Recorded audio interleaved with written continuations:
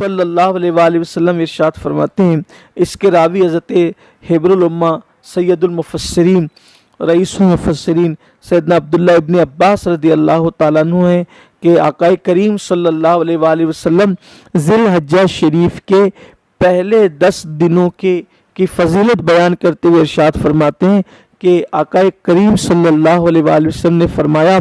کوئی دن ایسا نہیں جس میں اللہ کے نزدیک ان دنوں سے زیادہ کوئی نیکی محبوب ہو، یعنی کہ ذی الحجہ شریف کے 10 دنوں کے اندر اللہ کو نیکیاں جتنی پسند ہے، جتنی محبوب ہے، یا نیکیوں کا جو اجر اللہ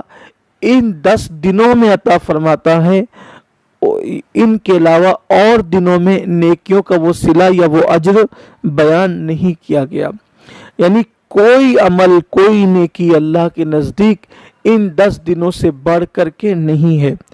صحابہ کرام نے عرض کیا کہ یا رسول اللہ صلی اللہ علیہ وآلہ وسلم، ان 10 دنوں میں یعنی ذی الحجہ کے پہلے 10 دنوں میں جو نیکی کی جاتی ہے، کیا وہ نیکی سے جہاد بھی بڑھ کر نہیں ہے؟ یعنی جہاد کا ثواب بھی ان نیکیوں سے نہیں بڑھ سکتا؟ ان دنوں میں جو عمل ہوتے ہیں تو جہاد کا ثواب بھی اس سے نہیں بڑھ سکتا؟ تو میرے آقا صلی اللہ علیہ وسلم نے فرمایا کہ نہیں، یعنی کہ ذی الحجہ شریف میں 10 دنوں میں جو نیکی کی جاتی ہے، جہاد بھی اس سے یا جہاد کی نیکی بھی اس سے بڑھ نہیں سکتی، بلکہ یہ جہاد سے بڑھ کر ہیں۔ ہاں،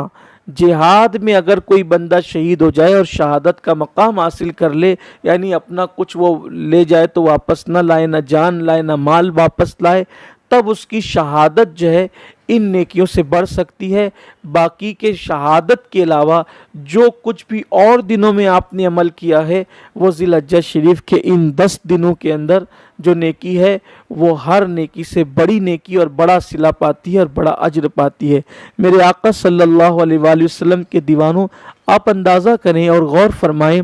کہ ذی الحجہ کے 10 دنوں کی نیکی کو حضور علیہ السلام نے کتنی جو وہ بڑی بیان فرمائی، اور اس کا صلہ اور اس کے اجر کے بارے میں کیسی بڑی بات حضور اکرم صلی اللہ علیہ وآلہ وسلم نے فرمائی ہے۔ حالانکہ اس کی شرح کرتے محدثین نے کہا ہے کہ رمضان المبارک کی نیکیوں کے علاوہ ان کو شمار کیا گیا ہے۔ پھر بیان کیا جاتا ہے کہ ام المومنین حضرت عائشہ صدیقہ رضی اللہ تعالیٰ عنہ فرمایا کرتی تھی کہ اللہ کے رسول علیہ الصلاۃ والتسلیم سے اللہ کے رسول صلی اللہ علیہ وآلہ وسلم کے مبارک زمانے میں ایک ایسا واقعہ پیش آیا، ہم نے ایک ایسا منظر دیکھا کہ ایک شخص تھا، حضور علیہ السلام کے ظاہری دور میں ایک شخص تھا جس کو میوزک کی اور گانے باجے کی بڑی عادت تھی، اور وہ اس لت میں ڈوبا ہوا تھا اور اسی میں وہ ڈوبا رہتا تھا۔ لیکن اس کی یہ عادت تھی کہ وہ گانے باجے تماشوں کا عادی تو تھا، لیکن ساتھ میں اس کا ایک اچھا عمل یہ تھا کہ جب وہ ذی الحجہ شریف کا چاند دیکھتا تھا تو اس چاند کے دیکھتے ہی وہ پہلی ذی الحجہ شریف سے روزہ شروع کر دیتا تھا، یعنی روزہ رکھ لیتا تھا۔ تو حضور اکرم صلی اللہ علیہ وآلہ وسلم کی بارگاہ میں یہ بات عرض کی گئی کہ کریم آقا ایک بندہ ہے جو میوزک اور گانے وغیرہ کا عادی ہے، لیکن جب ذی الحجہ شریف کا وہ چاند دیکھتا ہے تو وہ روزہ رکھ لیتا ہے۔ تو آقا کریم صلی اللہ علیہ وآلہ وسلم نے بندہ نوازی اور کرم نوازی فرما کر اس جوان کو جو ہے وہ اپنی بارگاہ میں طلب کیا اور بلایا کہ اس کو بلا کر لاؤ۔ جب وہ بارگاہ رسالت مآب صلی اللہ علیہ وآلہ وسلم میں حاضر ہوا تو آقا کریم رؤوف الرحیم صلی اللہ علیہ وآلہ وسلم نے اس سے دریافت فرمایا کہ تم ان دنوں کے روزے کیوں رکھتے ہو؟ یعنی کون سی ایسی چیز ہے جو ان دنوں یعنی ذی الحجہ کے دنوں میں تمہیں روزہ رکھنے پر آمادہ کرتی ابھارتی ہے؟ تو اس نے عرض کیا کہ یا رسول اللہ صلی اللہ علیہ وآلہ وسلم، میرے ماں باپ آپ پر قربان، آقا یہ دن حج کے دن ہے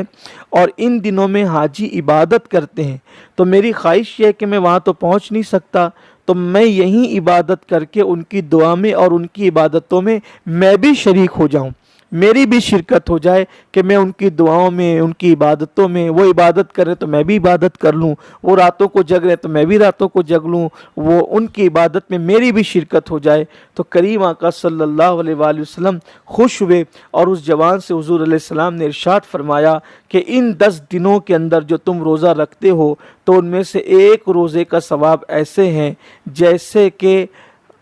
ہر روز،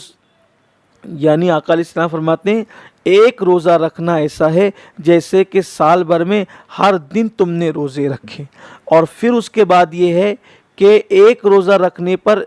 صرف یہی ثواب نہیں کہ تم نے ہر دن روزہ رکھا، بلکہ اس کے علاوہ یہ بھی ثواب ہے کہ گویا کہ تم نے ایک روزے کے بدلے ثواب یہ ہے کہ تم نے 100 غلام آزاد کر دیے، اور حرم شریف میں قربانی کے لیے تم نے 100 اونٹ روانہ کیے، اور جہاد میں جانے والے مجاہدین کے لیے تم نے 100 گھوڑے دیے، یعنی 100 غلام آزاد کرنے کا ثواب، 100 قربانیاں یعنی حرم میں 100 اونٹ قربانی کے لیے بھیجنے کا ثواب، اور جہاد کرنے والوں کے لیے 100 گھوڑے دینے والوں کو جو اجر و ثواب ملے گا وہ تمہیں ایک روزہ ذی الحجہ شریف میں رکھنے پر اللہ عطا فرمائے گا۔